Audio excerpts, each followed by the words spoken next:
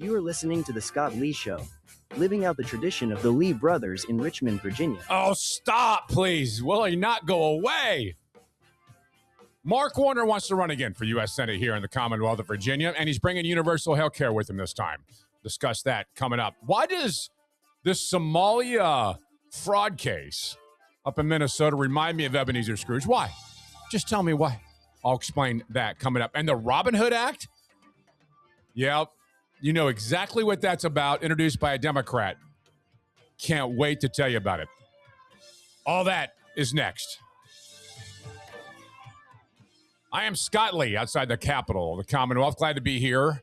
Behind the microphone is Jefferson, Madison, and Henrywood, arguing for liberty.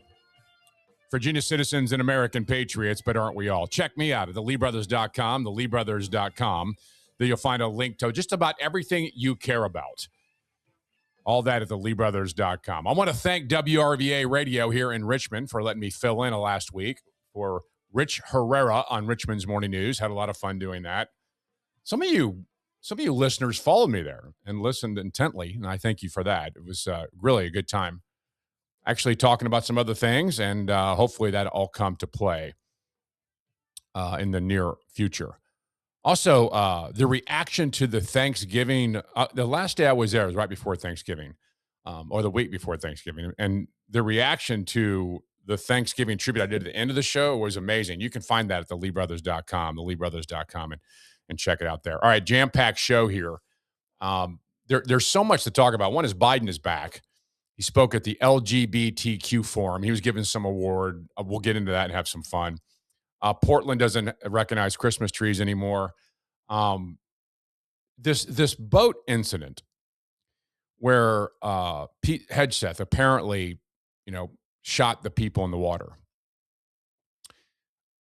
We now have seen the full footage. Congressmen on both sides have seen it, and interesting enough, congressmen on both sides saw something radically different. Isn't that interesting? How, from a political perspective, you see things differently. It's the glasses you put on. I've talked about this so many times. It's like your worldview that you think about. Everybody has this and maybe not even recognizes it. But you have a certain worldview in which and it's the glasses you wear in which you see through that lens, and then you interpret everything through that lens. And if things are rosy, things are rosy. If they get these rose-colored glasses on, things look rosy. If you don't, they don't. Well, I guess the one thing I don't understand about this is how so many want to drag our country through the mud on this. Let's just pretend for a second. I don't want to get caught up on this. This isn't the point of the show, but let's just pretend for a second that you saw a horrific scene by our U.S. military. Would you go out to the press and go, "We're evil. We killed those people"? I don't know that I would. I think I'd go internally and go, "Guys, what are we doing? This is illegal. It's immoral. We need to fix this." I'm not sure I would air our dirty laundry in front of the world. It's like if something happened in your family, something horrible and wrong, would you immediately pick up the phone and call the press? That's one thing I just don't understand. All to make a political point. And what's the political point? That Hegseth is evil? Of course not. The Trump administration is trying to do something very good. Now, you may not like the path they go on, but it doesn't mean they're evil for it, or they may have, you may think it's wrong the military is doing this. I actually think it's the right thing to do because this whole thing is connected to a bigger picture of what China's doing. So, air your dirty laundry. Even if the Republicans came out and saw Barack Obama did something, I think they should keep it behind closed doors and deal with it. But anyway, we may not get to that. We'll see. Now crash dummies are made to imitate a female. So now we have female crash dummies. Apparently this whole time we've been unable to identify females between males in all of our politics. But now all of a sudden we're going to have a female dummy. I thought they were all the same. Crash dummies. So I don't know if we'll ever get there either. There's a new study by the American Association of Pediatrics that says if you give your child a cell phone before the age of 12, it's bad for them. Didn't need a study for that one. Thank you. We're probably not going to get there. I don't know what the obsession is with Democrats in Virginia with pot stores, or anyone for that matter. I don't know why the pot stores and marijuana are such a political issue. People love them. Just love them. I got to have one. I got to have one in every corner. So what the General Assembly did, or what the Democrats did right in their first committee thing, is they got rid of the local community's ability to make that decision. So that's out. Democrats want pot stores everywhere. You're going to get them. Like I said, Biden's back. Warner is going to run for office again. And this is the most amazing of all things. We almost live in it's a weird kind of an oligarchy, never change the players on the field. Politics is like that. And I think it's because we get so caught into the parties that people don't matter. They're going to vote anyway. The party goes. But I mean, once you become a entrenched senator or congressman, to get you out is difficult. That's why I'm for term limits. I didn't used to be. I used to think that American people were the term limits. You can vote them out, but I'm 100% for him now. Mark Warner, 70, wants to run again. He sounds horrible. He's the weirdest dude ever. Here's part of his announcement if you want to hear it. We need universal health care coverage and a complete overhaul of affordable housing and childcare. We need a vision to chart a new path and effective leadership to get it done. That's why I'm running for re-election to the United States Senate. By winning in November, we can fight back against this administration and build a future where everyone has a fair shot. I hope you'll join us. What's any different? You have been there forever. What's any different? You think next time, okay, now we're going to vote for you and you're going to fight for all those things? Nothing's changed. It's gotten worse since you've been there. It's gotten worse every year. Freedom isn't expanding, it's shrinking. The government isn't spending less money, it's spending more. By the way, the entire time, the government has taken in more money than it's ever taken, despite Mark Warner's claims that the tax cuts took it all away. And here he is right here saying we have to return some of that money back to the taxpayer. We got to return, we don't have to return half of that. We just got to return somewhere between $1.2 trillion and $2 trillion. He wants $2 trillion back to the government, not you. That was an argument against the first tax cuts. We got to return. We don't have to return half of that. We just got to return somewhere between $1.2 trillion and $2 trillion. Return it to where? To the government. It's rightful owner. Mark Warner is the rightful owner of your tax dollars. That's his mentality. That's fresh fruits and vegetables, meat and fish. Yeah, and he's such a weird guy. Are we really going to put up with this guy again? By the way, I play this every time I talk about Mark Warner, but it's important to understand that he thinks capitalism is broken. He doesn't want capitalism anymore. Might have worked way then, but it doesn't work anymore. Here's a clip of it. I think we got to realize that the economy that we grew up in isn't going to take place in 2017, 18, 19. Right. You know, I was blessed to do really well in business. I believe in the free enterprise system, but I don't believe modern American capitalism is working for enough people. And we need to shake things up. Modern American capitalism to work for anyone. He had his fun, and then he moved on. So is minor league baseball. Oh yeah, he was upset that minor league baseball didn't get money from COVID. This guy's not for real. He's like a parody of himself. But now we know, since Mark Warner has come out, that he has essentially now launched his campaign, that he had a Reddit interview. I didn't know these existed. Reddit has a Ask Me Anything on their website. And one of the questions asked was, quote, you have previously voiced your opposition to single-payer system in healthcare and were reluctant to even endorse a public option. Has your position changed now that healthcare prices are exceedingly unaffordable and require dramatically more subsidies to stay viable, unquote? That's the question. I think that question is hilarious. So the question says, don't you think we ought to have more government since government has made it exceedingly expensive, unmanageable, unaffordable, and it can't stay alive the way it currently is? So don't you want more government, Mark Warner? Instead of Mark Warner answering like, it's the problem, not the solution. The problem with healthcare is government. It's not more, it doesn't require more. Government is part of the problem, not the solution. But Mark Warner's answer is, quote, it's become obvious. In order to have a more sustainable system, we have to have universal health care so that we don't focus only on coverage. We can focus on bringing costs down. Now, that is about as dead wrong as any politician can be. But don't be surprised by that. That's Mark Warner. He is thinking government's the answer and always has. But this is the mentality, the knee-jerk reaction to everybody who sees a problem. Government must fix it. But not just your local government, your state government, but the federal government in some far-off land, is the best solution to healthcare, and we've seen it's devastating. It's destroyed it. And he's right about one thing. Health insurance is not health care. It's the craziest way that we're paying for it is obscene. So Mark Warner's officially endorsed universal health care. So now he's all in on that, 100%. And he went on to this Reddit interview to say he's also for raising the minimum wage. He says, I support an increased minimum wage. I look forward to working with the governor here in Virginia to get it done. But let's be real. We have to win a lot of elections in order for it to happen at the federal level. Why? Because maybe a lot of them up there realize they can't set the wage for the guy in Omaha. Why would someone in D.C. want to set the wage for someone in Omaha? Or even Richmond, for that matter? It's crazy.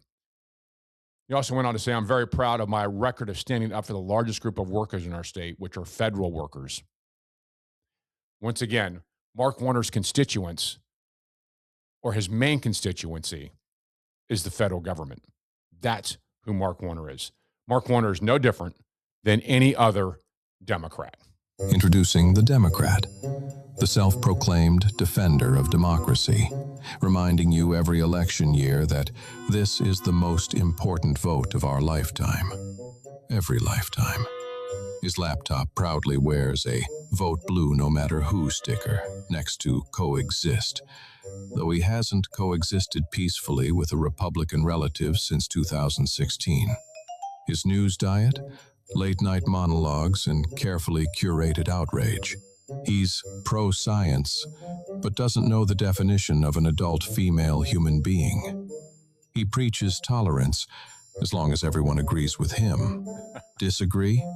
You're not wrong, you're evil. Exactly. His idea of activism is changing a profile picture and posting, "We must do better," before heading to brunch. He says he fights for the working class, though his last interaction with one was tipping 12% at a vegan cafe. Ah yes, the Democrat. Forever marching for progress, as long as it fits neatly between happy hour and a fresh latte. That is a Democrat. And speaking of Democrats, there's another one who introduced a bill called the Robindhood Act. It's a wealth tax. He explains it. I'll break it down in 30 seconds. This is Scott Lee and The Scott Lee Show, theleebrothers.com, theleebrothers.com. Patrick Henry was a loud, distrustful malcontent. And so are we.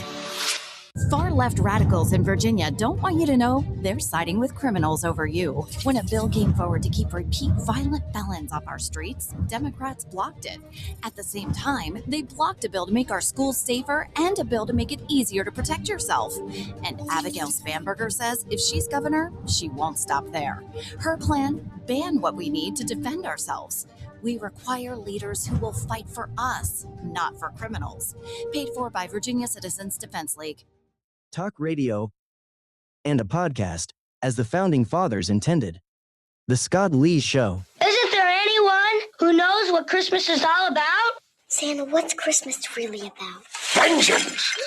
Maybe Christmas, he thought, doesn't come from a store. Maybe Christmas, perhaps, means a little bit more. Lights, please. And there were in the same country shepherds, abiding in the field, keeping watch over their flock by night. And lo, the angel of the Lord came upon them. And the glory of the Lord shone round about them. And they were sore afraid. And the angel said unto them, Fear not. For behold, I bring you tidings of great joy, which shall be to all people. For unto you is born this day in the city of David a Savior, which is Christ the Lord. And this shall be a sign unto you. You shall find the babe wrapped in swaddling clothes, lying in a manger. And suddenly there was with the angel a multitude of the heavenly host praising God, and saying, Glory to God in the highest, and on earth peace, goodwill toward men. That's what Christmas is all about, Charlie Brown.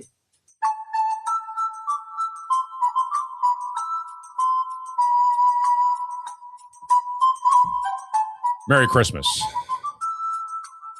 I'm Scott Lee here outside the Capitol of the Commonwealth of Virginia. Little snow on the ground here. Makes it more Christmassy, doesn't it? Also think that we all need a little more Christmas in our lives. I'm enjoying the Advent season and preparing for the birth of Christ. I trust you are too.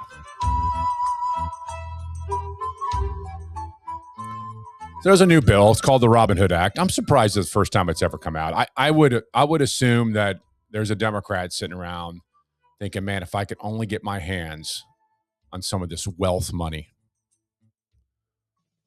I wonder what makes someone think that way. I mean, have you thought about that? I mean, do you just, I mean, imagine being a politician with the power to tax, the power to destroy, the power to take someone's property against their will, and then just enjoying it. It's like rubbing your fingers together and going, oh, goody, I can't wait. We've done a great job in this country of convincing most of Americans that the problem's the billionaire, right? The reason we have a deficit is because people don't pay enough taxes.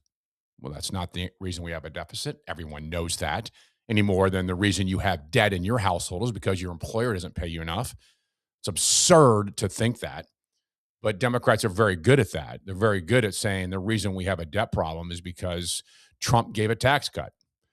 When we know there hasn't been a single year since any of Trump's tax cuts, the revenue was less than it was the year before. So that's all garbage. So why? Why attack the wealthy? Because it just sounds good and feels good. And so Dan, what's his name? Goldman, the Democrat, put a video out this week, 2-minute video. I tried to chop it down a little bit, but it's just so good. We're going to go through this and break down how this man thinks. Because how he thinks, how you think in your heart, so are you. The jealousy and hate for someone who has money, and to paint it to someone else in hopes that they would get a vote that they could then turn around with the money they got and not pay down a debt, but to spend it. On what? He tells us at the end, but here's how it starts. Wealth inequality has skyrocketed over the last 30 years as people with assets see their wealth grow and people who are wage earners see their wealth relatively decrease. That is unacceptable in the country that has the greatest economy in the world. So hang on, let me stop. It's an interesting start to get people all worked up. Yeah, wealth disparity. Wealth have gotten so much wealthier, but he paints it like it came at the expense of you and me. I don't remember getting hurt by the billionaire paying either zero taxes or making more money. I don't remember going, gosh, that hurt this morning. I woke up and someone made more money than me. Who thinks this way? Again, it's this mentality, right? If you put glasses on that makes you look at everyone who's wealthy with hate, envy, you want to punish them, then that's what you'll paint in your mind. And that's how he starts this. He just painted the picture, and you should be emotionally charged about it. And one way that this wealth inequality has dramatically increased is because the billionaires are not paying their fair share. Garbage. That is complete garbage. That's why the wealth gap's increased? No, because they make money doesn't take it out of my pocket. Or because they got to keep their money and not get taxed doesn't come out of my pocket. It's an absurd fallacy. More. The top 25 wealthiest people in America pay an effective tax rate of 3.4%. How do they do it? They do it because they borrow tax-free against their assets. All right, hang on a second. Let me kind of explain what he's talking about here. Yeah, they have a lower tax burden. There's a reason why. They don't have income. They have assets. But we don't have a wealth tax in our country. That's what makes him mad. He's like, well, dang it.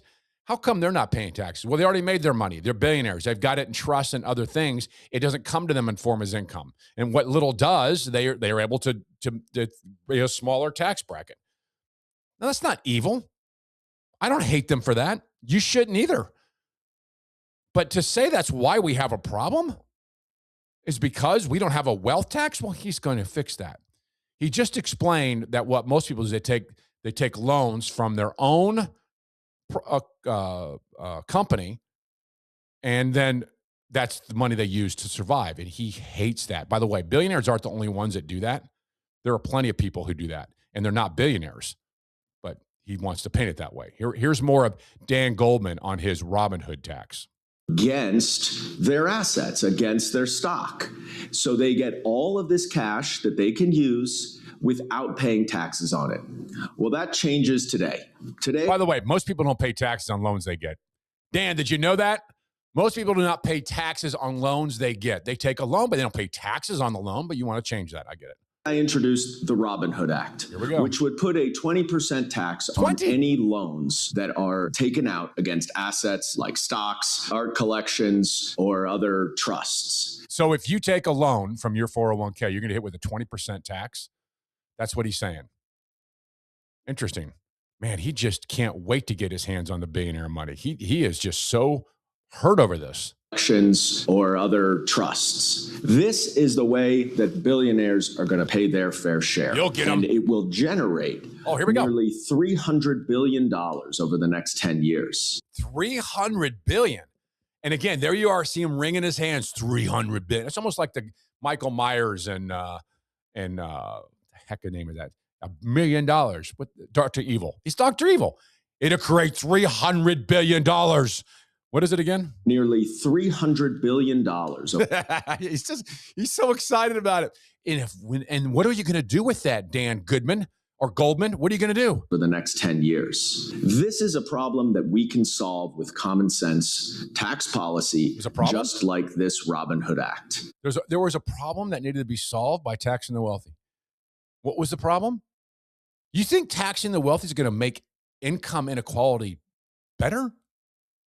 Does he not know how the free market and the economy works? It's not a zero-sum game of money. He thinks there's a problem with the wealthy. He's there to fix it. Back it up a second. Here's more.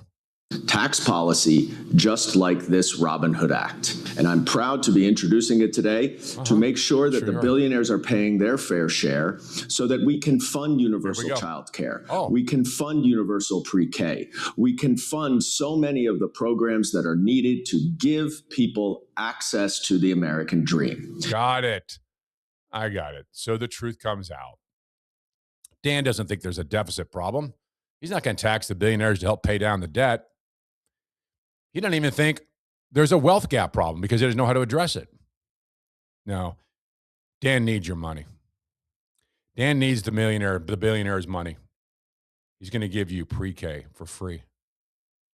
He's going to give you childcare for free. He's got a plan.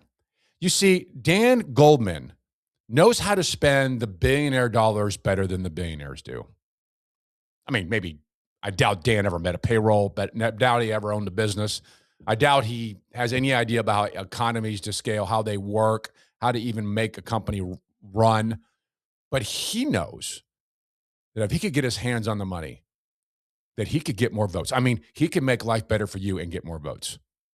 Childcare. We can fund universal pre-K. We can fund so many of the programs that are needed to give people access to the American dream. And that's what this country is all about. It is? That's what the country's all about? Oh my gosh, I missed that whole thing. I thought the country was about entrepreneur, working hard, raising your kids to be moral, productive, and God-fearing, and contributing to society. But you think it's about you taking money from the wealthy and giving us health care and universal pre-K and all these other things. I don't even know if he said child care in there, but of course that's what he means, because once he gets your money, there's no limit on how benevolent he can be with it. Don't be confused. This man cares, Scott. This man cares greatly for you and me as he taxes the wealthy. We should honor him, acknowledge how great it is that he's there to make sure that this income gap is filled, not by giving you a check, by doing other things that'll make it worse for everyone. That is the new Robinhood Act coming to a country near you. Oh, make no mistake about it. All right, Joe Biden showed up at the LGBTQ forum. He was given something, some kind of award of some sort. But man, it just made me flash back to some things that Biden was so good about. It's a case where we cannot let this. We've never allowed the pandemic of 17 all the way around 16 take second fiddle. There's more than one coronavirus. This COVID-9 is one strain of that, and I think that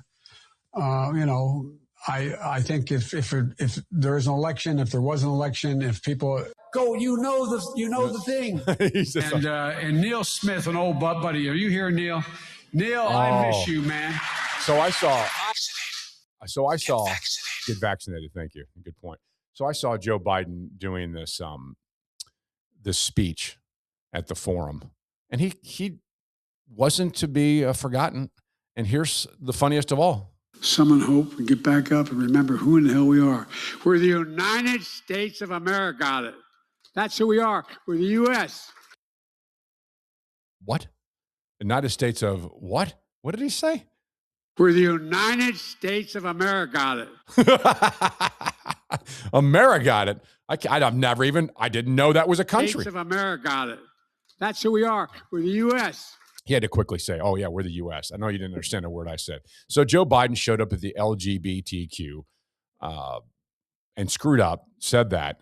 Then he went on to talk about how you mega Republicans and Trumpers, you don't care about equity. Donald Trump. Yes. And the MAGA Republicans are trying to distort and derail our fight for equality. They're trying to turn it into something scary, something sinister. But folks, it's really not about anything all that complicated. I don't think we turned it into anything. It's about making every American, giving them an opportunity to be treated with basic decency. Who disagrees? Dignity and respect they all deserve. Exactly. Who disagrees with that? Of course, nobody. It's a made up attack on the Democrats, on Trump. So he also went on to talk about what his cabinet looked like. Well, when I took office, I promised to have an administration that looked like America. I've kept my promise. And who cares? Who cares what they look like? It's what they do. It's who they are. It's not what they look like. That was the entire problem with the entire DEI and all the other stuff that Biden did when he was president. Thank God he's not there anymore. Actually, as I watched that, I thought, man, how great is it that he's not around anymore? We got real adults running the country now, and it feels so much better. Is it perfect? Heck no. I got problems with Trump. I do, with tariffs and other things. But man, aren't you glad we're done with that? Hey, can I go back a second just to the Dan Goldman Robindhood Act again? Because this really bothers me. We've created this underbelly in our country of gimme, gimme, gimme from someone else. Now, this Dan Goldman Robindhood Act will get legs. Listen, people will love this. Oh, they'll think it's great. It's only taxing the billionaires, Scott, when you could get a loan and have to pay a tax on it too. But it's only for the billionaires. You just keep telling yourself that. I was reminded as I watched Charlie Brown Christmas this week of Dan Goldman. Well, how so, Scott? How is that possible? Because there's a scene in the Charlie Brown Christmas that comes from Charlie Brown's sister. And she's writing to Santa Claus for cash. And I thought, when was this movie made? In 1960 or something? And it's no different. Most of America is now Charlie Brown's sister. Just send money. How about 10s and 20s? 10s and 20s? Oh, even my baby sister. All I want is what I have coming to me. All I want is my fair share. All I want is my fair share. All I want is what I have coming to me. She might have been writing a letter not to Santa Claus, as Charlie Brown's sister did, but write it to Dan Goldman. Write it to the Democrats. Write it to the Democrats here in Virginia.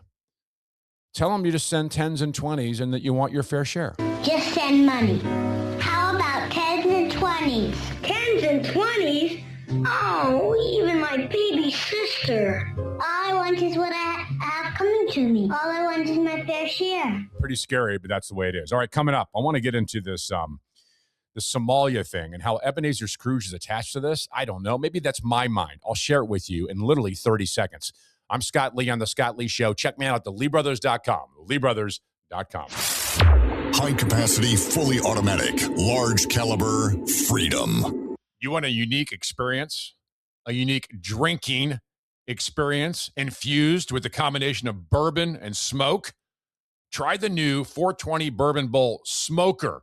Made in America from recycled bourbon barrels, this unique topper fits nicely atop your glass and promises a smoke-infused taste to your favorite drink. Each smoker is straight from the great white oak tree and allows you to be that unique bartender in your home. Try it today, the original 420 Bourbon Bowl Smoker. Find it and its list of products at 420bourbonbowl.com. 420bourbonbowl.com. 420bourbonbowl.com. Our version of the Federalist Papers. Without all that reading, this is The Scott Lee Show. Isn't there anyone who knows what Christmas is all about? Santa, what's Christmas really about? Vengeance! Maybe Christmas, he thought, doesn't come from a store. Maybe Christmas, perhaps, means a little bit more. Lights, please. And there were in the same country shepherds, abiding in the field, keeping watch over their flock by night. And lo, the angel of the Lord came upon them. And the glory of the Lord shone round about them. And they were sore afraid. And the angel said unto them, Fear not. For behold, I bring you tidings of great joy, which shall be to all people. For unto you is born this day in the city of David a Savior, which is Christ the Lord. And this shall be a sign unto you. Ye shall find the babe wrapped in swaddling clothes, lying in a manger. And suddenly there was with the angel a multitude of the heavenly host praising God, and saying, Glory to God in the highest, and on earth peace, goodwill toward men. That's what Christmas is all about, Charlie Brown.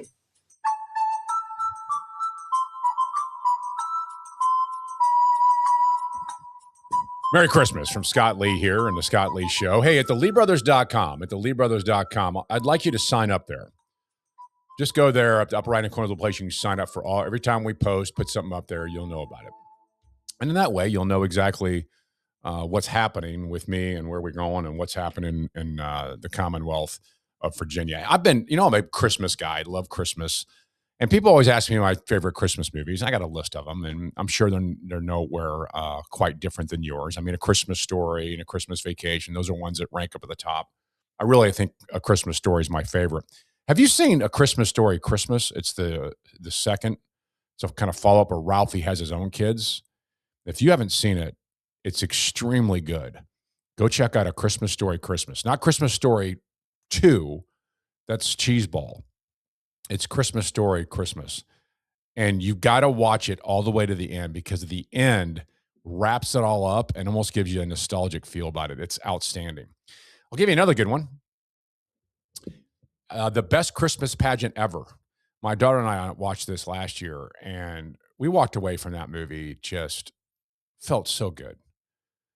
We need so much more of movies like that.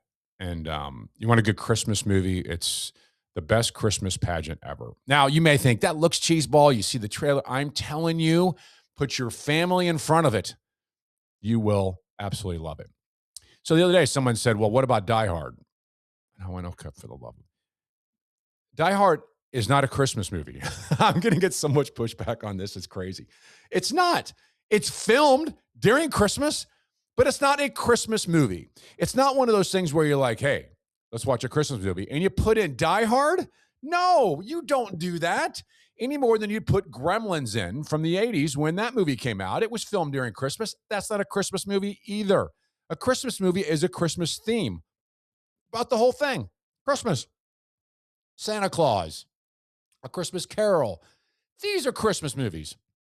Die Hard is an action movie that was set during Christmas. That's it. It's not a Christmas movie. I hate to get into that with you, but it's kind of the way it is. Madison said something interesting in Federalist 41.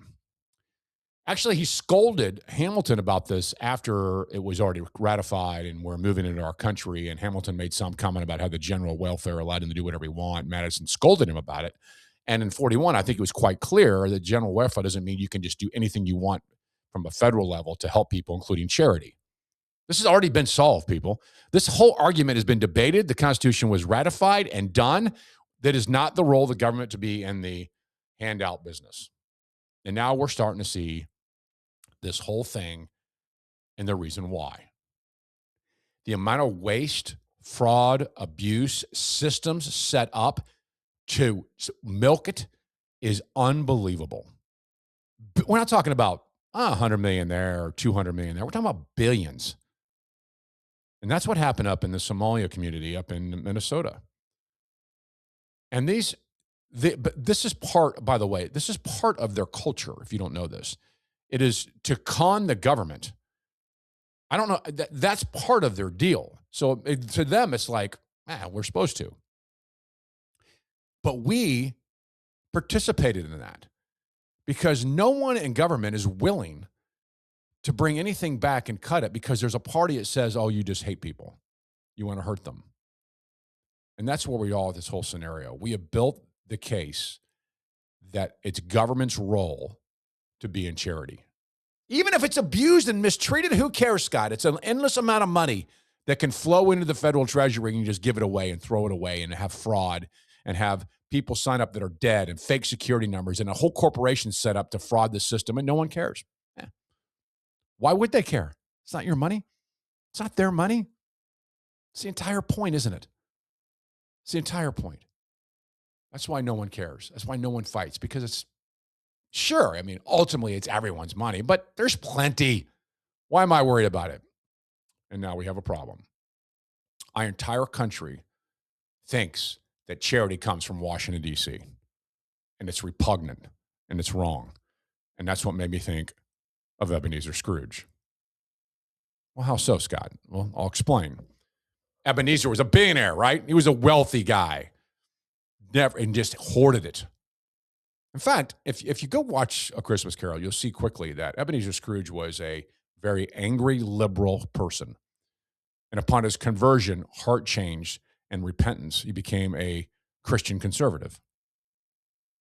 You don't like that. You can see so many references of this throughout the entire movie. It's outstanding and excellent. It's one of my favorite movies. I watch it every year, the George C. Scott one, because it's the real one.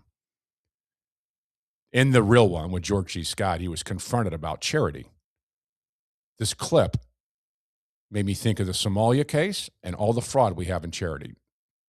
Here's a clip from A Christmas Carol. Mr. Scrooge, I presume. Indeed you do, sir. You don't know us. Nor do I wish to. My name is Poole, and this is Mr. Hackett. Excellent. Now, if you'll allow me to pass. Let me explain, sir.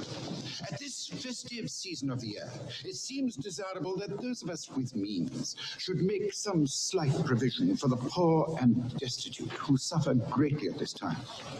Provision? Are you seeking money from me then? Many thousands are in want of common necessaries. Hundreds of thousands are in want of common comforts. Are there prisons? Plenty of prisons. The workhouses, they're still in operation? They are. I wish I could say they were not. The treadmill, the poorhouses, still in full vigor? All very busy, sir. I was afraid when what you said that something had stopped them in full force. A few of us are endeavoring to raise a fund to buy the poor some meat and drink, and food and warmth. Well, what can we put you down for, sir? Nothing. You wish to be anonymous. I wish to be left alone. Since you asked me what I wish, gentlemen, that is my answer. I don't make merry myself at Christmas, and I can't afford to make idle people merry.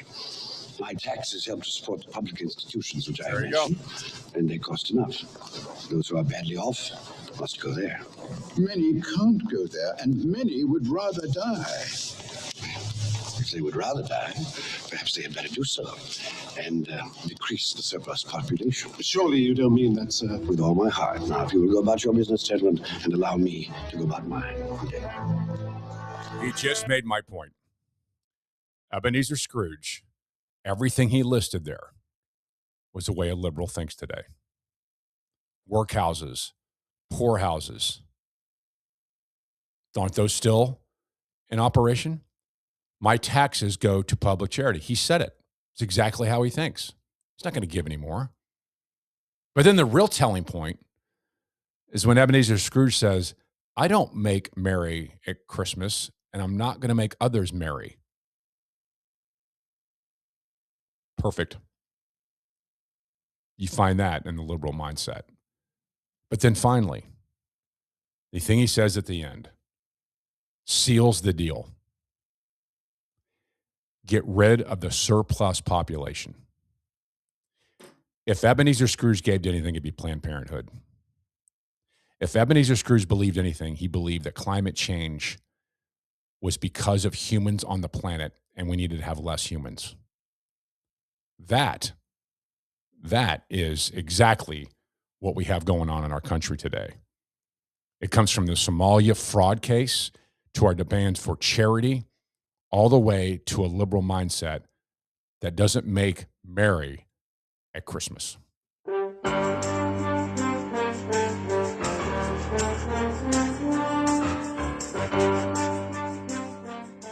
And then finally, every year this stuff happens. I just don't understand it. I mean, Portland is now saying we're not going to have a Christmas tree. There is a nativity scene in Boston. Listen to this. It's a Catholic church in the Boston suburb of Dedham. Displayed a nativity scene outside the church with an empty manger and a sign that says ice was here. I must say, it's somewhat creative, but what a bunch of crap. If they really wanted to say and make a political statement, what they should have said is an empty manger and it read Planned Parenthood was here.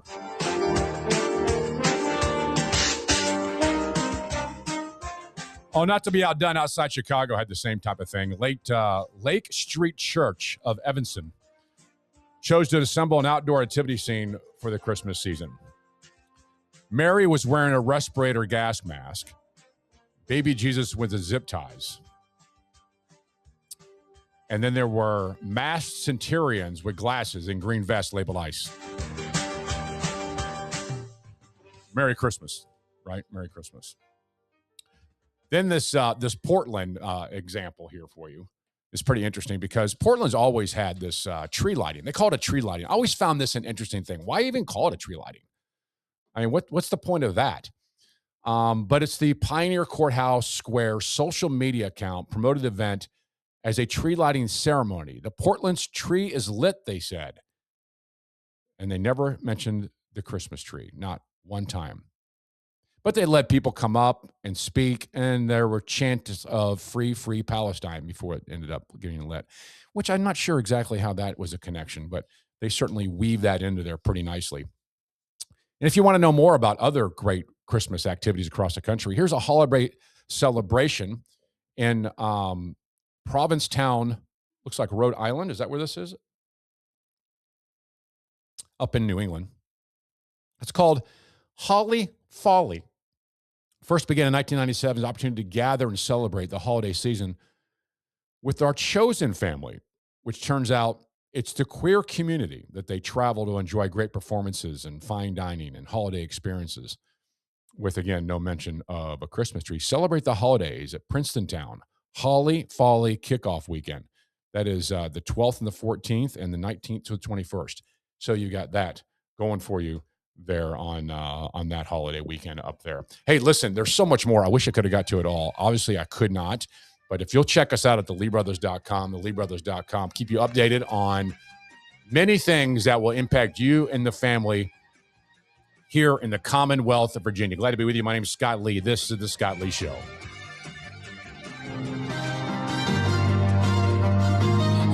If I speak with a silver tongue, convince a crowd, but don't have love, I leave a bitter taste with every word I say.